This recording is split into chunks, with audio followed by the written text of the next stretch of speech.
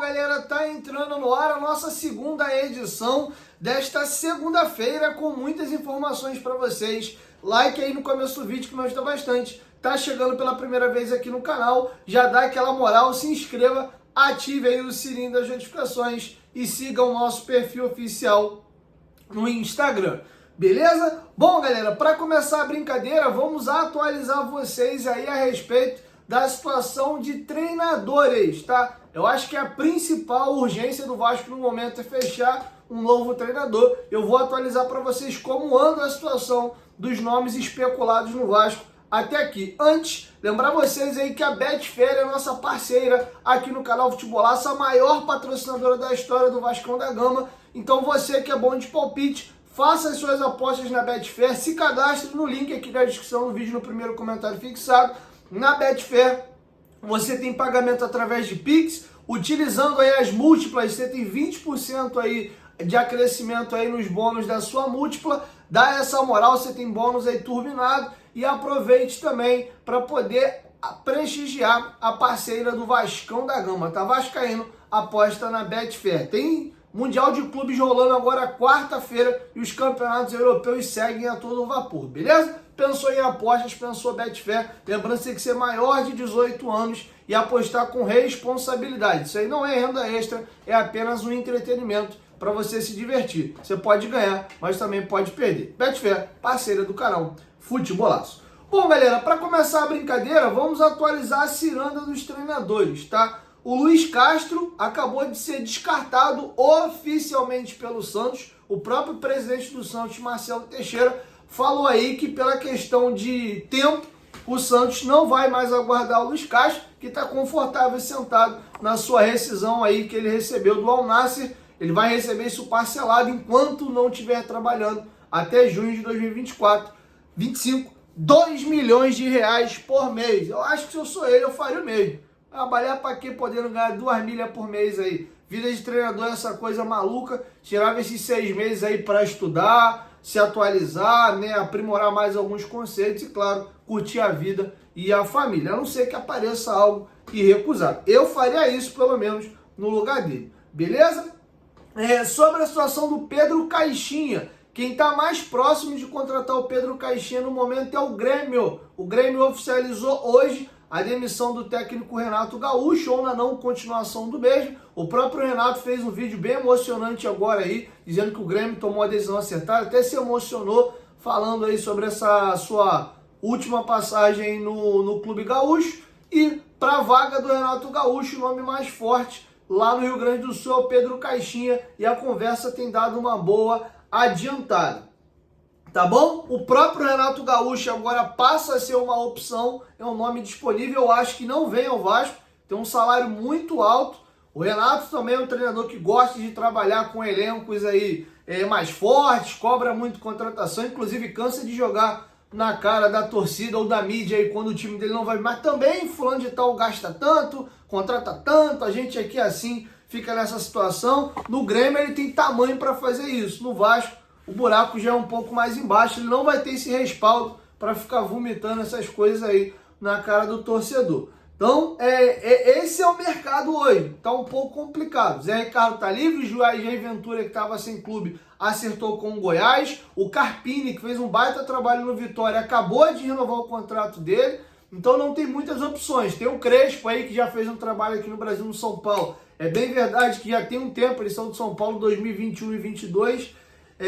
Tem poucos nomes. Pesolano, que trabalhou recentemente aqui no Cruzeiro, me agrada. Então o mercado tá ficando escasso, tá? O Cuca tem todo o problema e a rejeição aí com relação aos problemas extracampos aí que ele já teve. Então a situação de treinador aí fica complicada. E o Fernando Diniz, que estava dado como pulo de 10 aí demitido do Cruzeiro ontem, deu uma entrevista coletiva espinafrando a diretoria do Cruzeiro ali, entendendo que estava sendo demitido através da imprensa.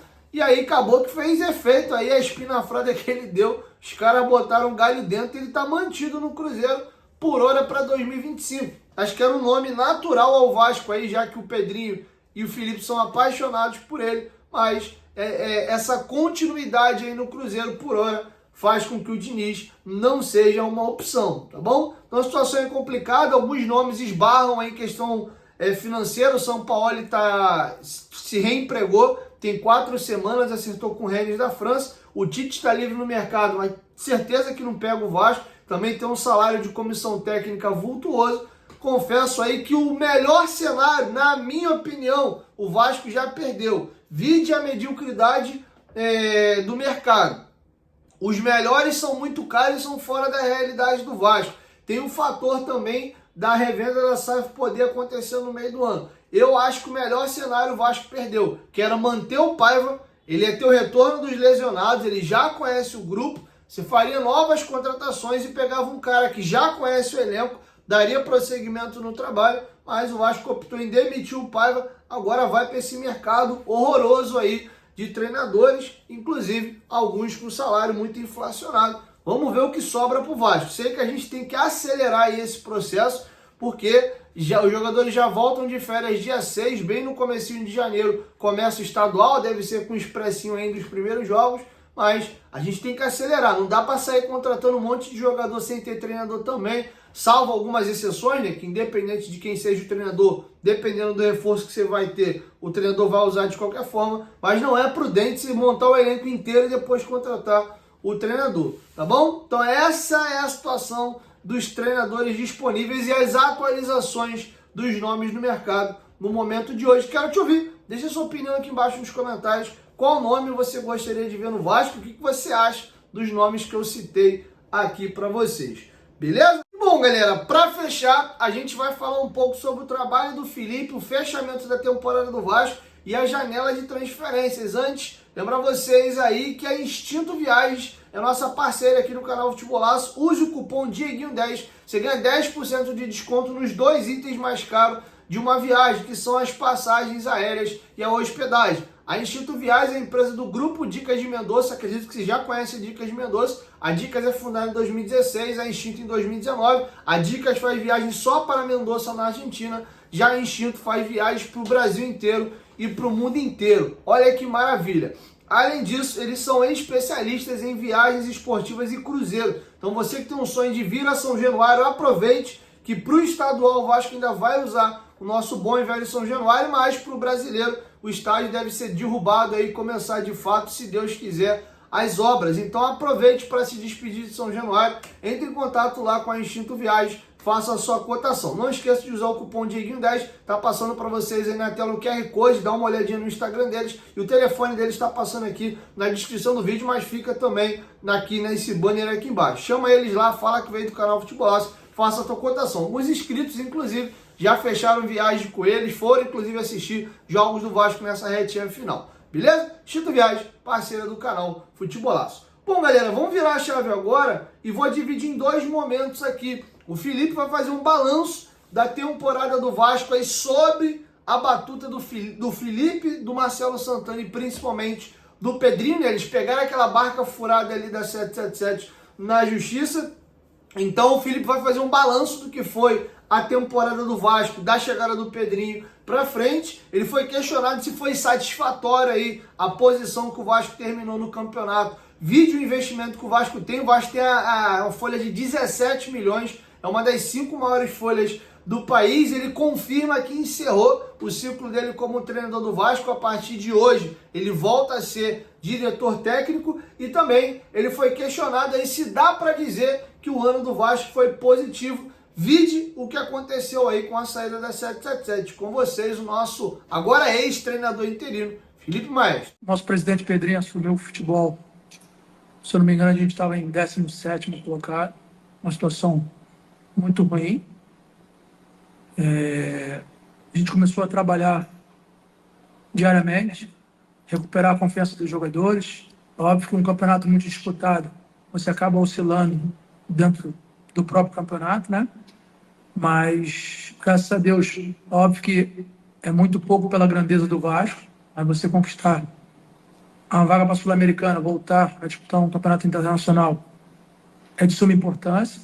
Isso mostra uma evolução desde a nossa chegada e esperamos almejar coisas maiores, sem dúvida, do tamanho da grandeza do Vasco.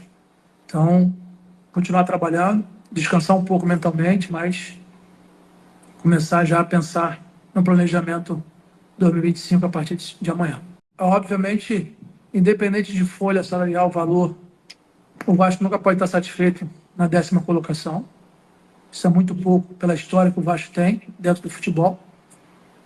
É óbvio que a gente fica feliz por voltar a disputar uma competição internacional, se eu não me engano, desde 2017 não disputa, desde 2020, perdão, desde 2020, então é muito tempo o tamanho do Vasco.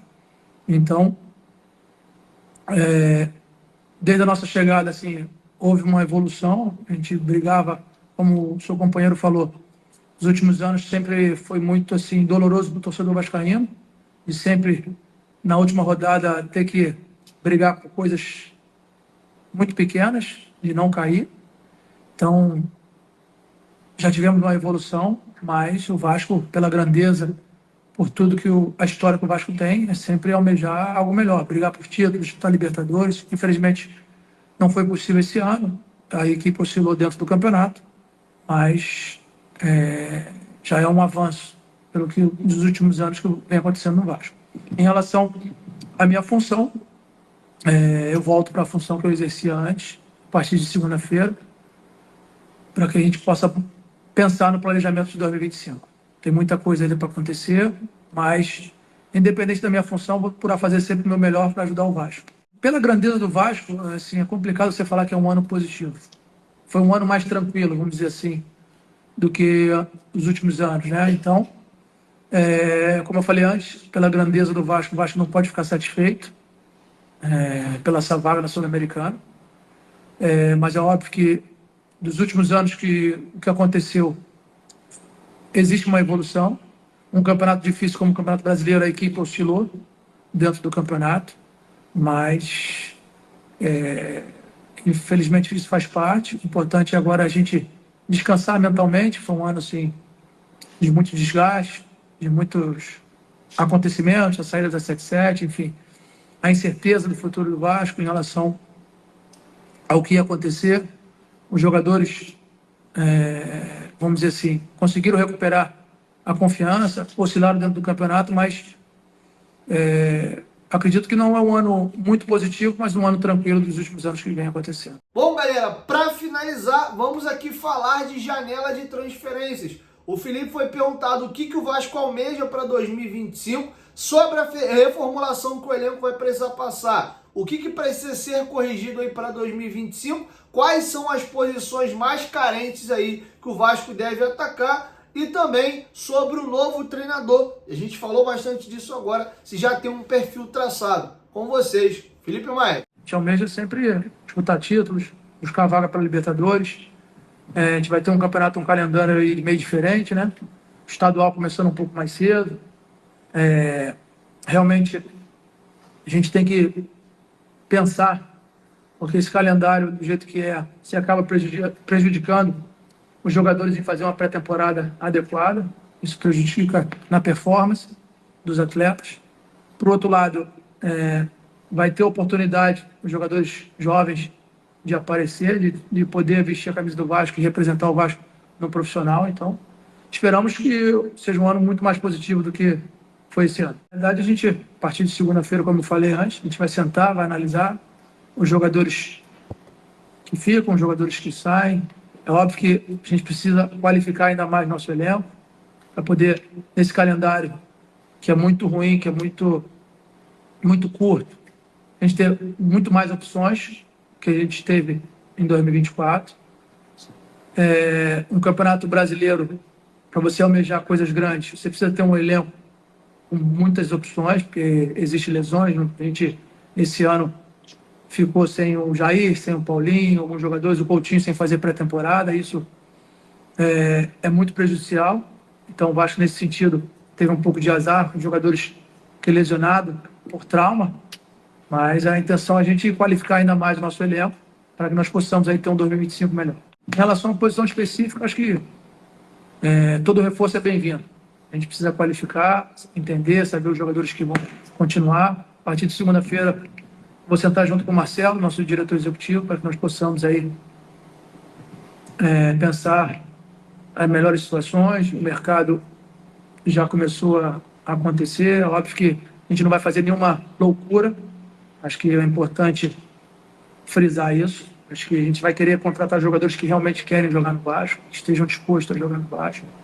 Ninguém é acima do Vasco. Então, a partir de segunda-feira, eu descansar um pouquinho, porque realmente essa função, futebol em si, ele é muito desgastante mentalmente.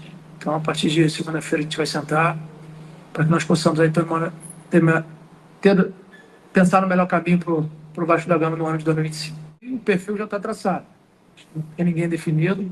Como eu falei antes, a partir de segunda-feira, a gente vai começar a ter um processo de reuniões para entender qual é o melhor perfil do treinador, que possamos aí ter um ano de 2025 bem melhor do que foi em 2024. Bom, galera, para finalizar da minha parte, concordo muito com o que o Felipe falou. Um 10º lugar para o Vasco não pode ser considerado como algo positivo para o que é o Vasco da Gama, porém, pro contexto e pro cenário de 2024, tudo que aconteceu, dá para se entender que pelo contexto, você tira faz disso aqui uma exceção e não uma regra, dá para dizer sim que foi positivo, de tudo que se desenhava, mas em situação normal de temperatura e pressão, um 10º lugar é para ser considerado um ano medíocre do Vasco. A grande exceção disso é chegar a uma semifinal de Copa do Brasil, beleza? Então é isso. Acho que o Felipe saiu fortalecido desse episódio. Ficava muito aquele papo escroto de só tá lá porque é amigo do Pedrinho e pipipi, popopó, esses papos chatos pra caramba. E acho que o comando dele nesses 3 jogos do Vasco, especialmente esses 2 últimos aí, fez com que, primeiro, ele se conectasse com a torcida, passasse a ter um trabalho para as pessoas analisarem, seja para elogiar ou para criticar. Acho que o balanço dele foi positivo. É importante frisar que o Vasco pegou 3 rodadas finais teta, o Atlético depois da final da Libertadores aí destroçado, os dois piores times do campeonato, pegou o Atlético Goianiense quanto lanterna e pegou o Cuiabá na última rodada, como o Cuiabá sendo o novo lanterna do campeonato, isso facilitou. Mas se dá para dizer que ele teve um grande plus nessa reta final, foi dar uma recuperada aí no Alex Teixeira e, claro, ajudar com que o Coutinho fechasse o ano com uma visão um pouco melhor com relação à torcida. Beleza? Então é isso. Assim eu encerro com vocês a segunda edição. Possivelmente ainda volto com a terceira e já lá pro final do dia, lá para 11 horas da noite mais ou menos. Amanhã eu devo estar gravando o Futebolaço Podcast. Aí de repente eu faço 2 vídeos só. Tá bom? Então é isso, quero te ouvir. Deixa sua opinião aqui embaixo nos comentários. 1, 2, 3, Futebolaço. Tamo junto, família. Qualquer momento, quem volta mais, tamo junto. Valeu, fui!